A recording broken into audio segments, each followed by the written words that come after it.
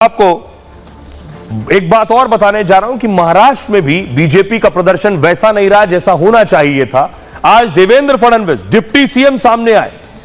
देवेंद्र फडणवीस ने इस्तीफे की पेशकश कर दी है। क्या कह रहे हैं देवेंद्र फडणवीस, देखिए मीडिया के सामने आकर उन्होंने कहा कि मैं इस्तीफा देना चाहता हूं। देखिए जरा, महाराष्ट्र में लोकसभा की कुल 48 सीटें, इन 48 सीटों में से बीजेपी ने सिर्फ 9 सीटें जीती, जबकि एनडीए को कुल 17 सीटें मिली। इंडी गठबंधन ने 30 सीटों पर जीत दर्ज की है। 2019 में अकेले बीजेपी ने 23 सीटें बीजेपी को मिली थीं।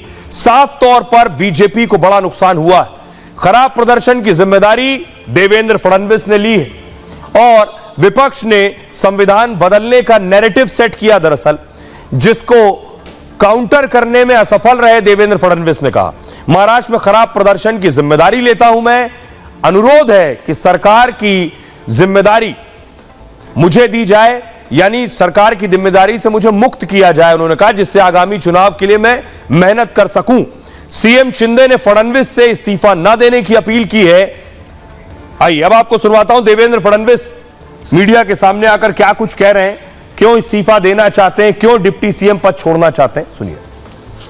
महाराष्ट्र में चूंकि एक प्रकार से भारतीय जनता पार्टी की सारी जिम्मेदारी महाराष्ट्र में एक लीडर के रूप में मेरे ऊपर थी, तो ये जो हमारा महाराष्ट्र में डिबैकल हुआ है या जो हमें एक प्रकार से हार मिली है, हमारी सीटें कम हुई है, इसकी पूरी जिम्मेदारी ये मेरी है। मैं इस जिम्मेदारी को स्वीकारता हूं।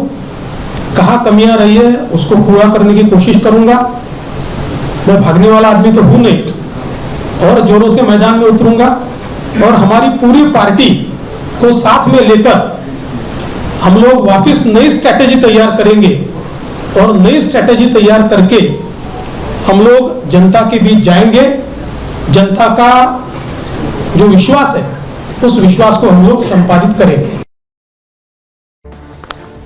अब मैं आपको बताऊं कि आखिर महाराष्ट्र में क्या हो गया, क्योंकि महाराष्ट्र में तो बीजेपी के साथ एकनाथ शिंदे भी थे, एकनाथ शिंदे के साथ साथ अजित पवार भी आ गए थे। तो वजह मैं आपको बताऊं, पहली है किसानों की नाराजगी। महाराष्ट्र में किसानों में नाराजगी थी।